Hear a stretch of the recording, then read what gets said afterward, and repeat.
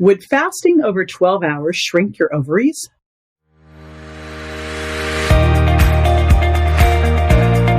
This is JJ Virgin, 4-time New York Times bestselling author, celebrity nutrition expert, and fitness Hall of Famer.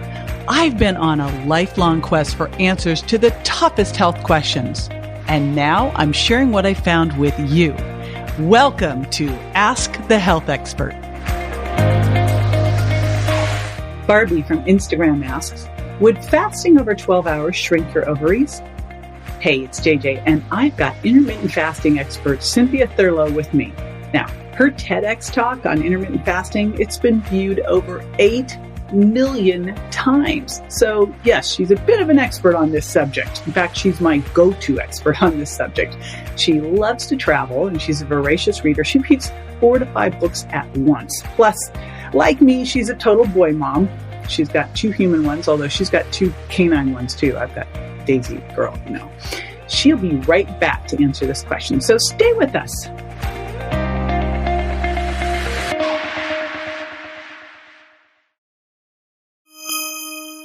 I haven't read any research to show that it would shrink ovaries. I know that there's been some research done on lab animals that has, suggested that potentially that could be an issue, but we aren't lab animals. And I know that that's usually the first step in terms of scientific research. It's done on animals first and then on humans.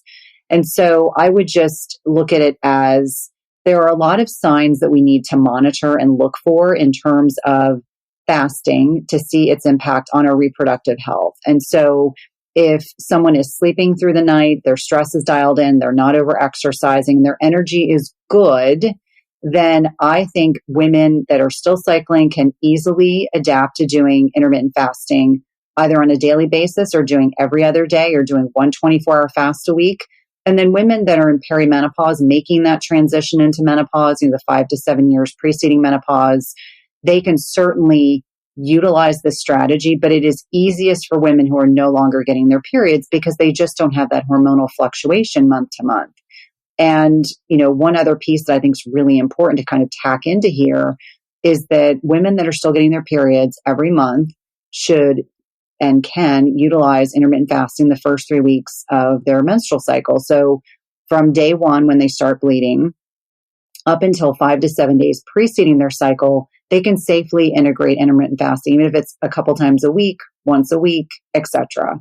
However, the 5 to 7 days preceding their periods, they should not be fasting.